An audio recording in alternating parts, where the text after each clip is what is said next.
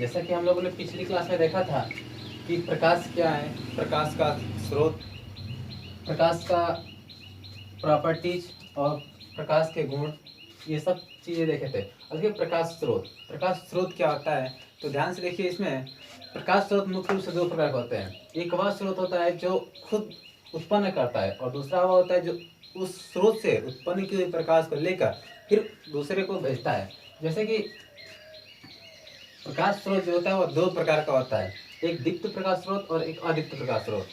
दीप्त प्रकाश स्रोत वह प्रकाश स्रोत है जो स्वयं प्रकाश उत्पन्न करता है, वह किसी दूसरे पर निर्भर नहीं रहता है। जैसा हम लोग कह सकते हैं कि स्वपोषी, ये मतलब खुद के द्वारा ही उत्पन्न करता है। जैसे सूर्य हमारा, ये किसी से एनर्जी लेता नहीं, ये प्रकाश लेता नहीं है, स्वयं प्रकाश उत्पन्न करता है और दूसरे को देता है। बल्ब है, ये भी प्रकाश आपको देता है। लेकिन जब आप देखेंगे अदीप्त, ये क्या करता है कि दीप्त प्रकाश स्रोतों से प्रकाश लेकर और अदीप्त में और दूसरे वस्तुओं को प्रकाशित करता है। जैसे चंद्रमा है, सूर्य से प्रकाश लेता है, पुनः क्या करता है, प्रकाश लेकर और हमारी पृथ्वी को प्रकाशित कर देता है। तो यानी कि जो सूर्य है ये दीप्त प्रकाश स्रोत है और चंद्रमा एक अदीप्त प्रकाश स्रोत है। देखिए, तो जब ये सूर्य से प्रकाश किरणें, मान लीजिए सूर्य है दीप्त प्रकाश स्रोत है, ये चंद्रमा को अदीप्त प्रकाश स्रोत, ये प्रकाश स्रोत भी हमारे पृथ्वी पे आ जाता है। जैसे मान लीजिए यहाँ पृथ्वी है तो ये पृथ्वी पे आता है, तो देखिए इससे टकरा कर यहाँ पे आ रहा है। तो अगर ये वस्तु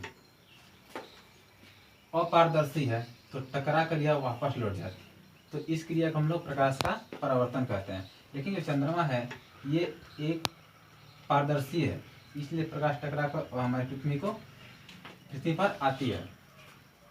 तो ये जो गुण है इसे अपवर्तन का गुण कहते हैं, और यह टकरा कर पीछे जाती है, ये परावर्तन का गुण कहलाता। तो हम देखेंगे अब प्रकाश के परावर्तन का गुण।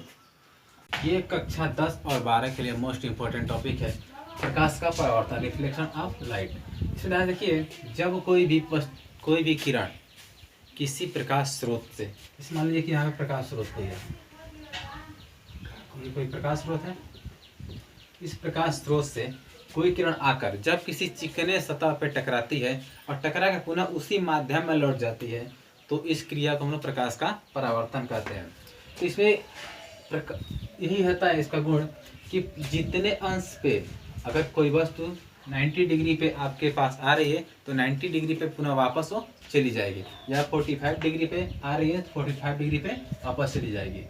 तो इसको चेक करने के लिए जो चिकना तल होता है, जहाँ से वस्तु आती है उसका किरण देखिए, ये किरण आई उस बिंदु पे टकराई और पुनः अपने मार्ग में वापस लौटी। इन दोनों के मध्य एक अभिलंब खींचा जाता है, और अभिलंब खींचेंगे तो इन दोनों के बीच में ये दोनों का जो एंगल होगा एकदम सेम टू सेम होगा। तो इसलिए प्रकाश के परावर्तन का नियम होता है कि आपतन कोण और परावर्तन कोण का मान सदैव नियत होता है। आपतन कोण और परावर्तन कोण का मान सदैव नियत होता है। और इस दूसरा नियम होता है कि आपतित किरण, परावर्तित किरण और खींचा गया अभिलंब तीनों एक ही तल पर होते हैं। ये परावर्तन के दो नियम है। पहला नियम यह है कि आपतन कोण और परावर्तन कोण का मान सदैव नियत होता है, यानी कि कह सकते हैं कि sign I equal to sign R। अब बहुत लोगों के मन में प्रश्न उठेगा कि आखिर यहाँ पे साइन क्यों आया। तो इस बात को ध्यान से देखिएगा कि हम अगर इसको देखें एक एंगल के अनुसार, तो ये जो है एक लंबी रेखा दिख रही है और ये एक सीधा लंब, तो ये लंब हमारा दिख रहा है और ये कर्ण। अगर हम इसको यहाँ से मिलाएं तो हमको मिलता है बेस, यानी आधार मिलता है। तो अगर हम इसको, लेकिन इसमें आधार नहीं है, तो इस कंडीशन में हम ऐसे ट्रिग्नोमेट्रिकल चीज़ें खोजते हैं, ऐसा ट्रिग्नोमेट्रिकल वैल्यू खोजना है जो हमें ये बताए इसमें कर्ण ये आधार न हो। उस कंडीशन में हमारे पास देखते हैं साइन होता है जिसका वैल्यू होता है लंब बटा कर्ण, इसलिए साइन लिया जाता है। तो साइन आई और साइन आर ये दोनों का हमेशा बराबर होता है, तो ये परावर्तन का नियम पालन करता है। यदि ऐसा नहीं होता है तो परावर्तन के नियम का प्रकाश किरण पालन नहीं करती है। लेकिन ऐसा कभी नहीं होता है क्योंकि प्रकाश किरण सदैव परावर्तन के नियम का पालन करती है। उसके बाद इसका दूसरा जो नियम है, तो इस ध्यान से देखिए, इस चित्र में मान लीजिए कोई प्रकाश किरण ए है, आके बिंदु बी पर टकराती है, टकराने के बाद पुनः सी पे वापस चली जाती है। इस कंडीशन में तेने देखा है जो ये अभिलंब है यहाँ पे है, तो ये तीनों की जो बिंदुएं हैं एक ही बिंदु पर आके मिली हुई है। तो इस बात को हमेशा, इस नियम को हमेशा याद रखिए। दो नियम, प्रकाश के परावर्तन के दोनों नियम जरूर आपके। और दूसरी चीज, कक्षा 10 और कक्षा 12 दोनों के लिए इम्पोर्टेंट है, इसलिए इसको जरूर पढ़ें। जो आपतन कोण है वो I है और परावर्तन कोण R। परावर्तन कोण और आपतन कोण इन दोनों को I और R से क्यों दिखाते हैं? क्योंकि इनका जो अंग्रेजी होता है, आपतित किरण अंग्रेजी होता है इंसिडेंट रे, और परावर्तित किरण इंग्लिश होता है रिफ्लेक्टेड रे।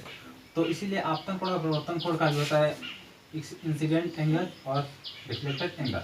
तो ये जो इसका पहला अक्षर होता है ये इसी से ले लेता है। अक्सर फिजिक्स में यही होता है कि ज़्यादातर वैल्यू को उसके पहले अक्षर से डिनोट कर दिया जाता है। इसमें भी I और R है, तो ये I और R की वैल्यू हमेशा इक्वल होगी, तो आपका इसका वैल्यू लिखा जाएगा। इसके बाद इसमें देखिए दो चीज़ होती है। अब ये यहाँ से टकरा के जाएगा तो ये एक वस्तु है, और यहाँ भी जब जाएगा तो इसका एक प्रतिबिंब बन जाता है। तो याद रखिएगा, वस्तु, जब हम किसी दर्पण के सामने खड़े होते हैं तो हम वस्तु होते हैं, लेकिन हमसे टकरा कर जो प्रतिबिंब बनता है वह, जो हमारा फिगर बनता है वो प्रतिबिंब कहलाता है। यह प्रतिबिंब दो प्रकार का होता है, आभासी और वास्तविक। यानी कि देखा जाए कि जब प्रकाशीय किरण, जैसे कभी कभी अपारदर्शी या पारभाषक चीजें होती हैं, तो प्रकाश किरण पूरी तरह से आर होती है, उस कंडीशन में कुछ या आ जाता है, या हम कभी कभी मान लेते हैं कि जो एक किरण है ये टकराने के पश्चात इधर तो नहीं मिली है, क्योंकि इसका एंगल अगर ज़्यादा हो, जैसे हमारी इसका एंगल 180 हो तो इधर नहीं मिलेगी। लेकिन इस कंडीशन में अगर हम देखें तो ये यहाँ से आएगा और पुनः इसको आभास करते आगे जाके कहीं मिल जाएगी, तो यह प्रतिबिंब आभासी बनेगा।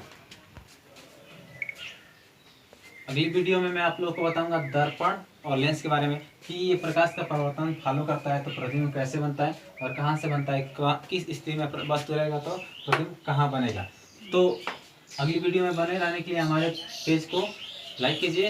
फेसबुक पेज हमारा पेज है rural coaching classes online group, hang out पे हमारा पेज है रूरल कोचिंग ऑनलाइन ग्रुप, और व्हाट्सएप पे भी इसे लिंक आपको मिल जाएगा डिस्क्रिप्शन में, इसे आप लोग फॉलो कर सकते हैं। उसके बाद अगर आप इसको PDF में प्राप्त करना चाहते हैं तो हमारा लिंक डिस्क्रिप्शन में डाला जाएगा, उसमें से आप इसको PDF के रूप में डाउनलोड कर सकते हैं। दूसरी चीज़, इस वीडियो से आगे अभी लाइन बाय लाइन आपको चैप्टर वाइज में टॉपिक बाई टॉपिक चल रहा है, तो इसलिए आप लोग हर वीडियो को ध्यान से देखें और रोज़ ज़्यादा पढ़ने की जरूरत नहीं है, थोड़ा थोड़ा पढ़िए, आगे बढ़ते रहिए। आपको पूरी फुल टाइम आपको कोर्स पूरा कंप्लीट करा दिया जाएगा, और सोशल डिस्टेंसिंग का पालन करते हुए ये पढ़ाई अच्छी तरह से घर बैठे बैठे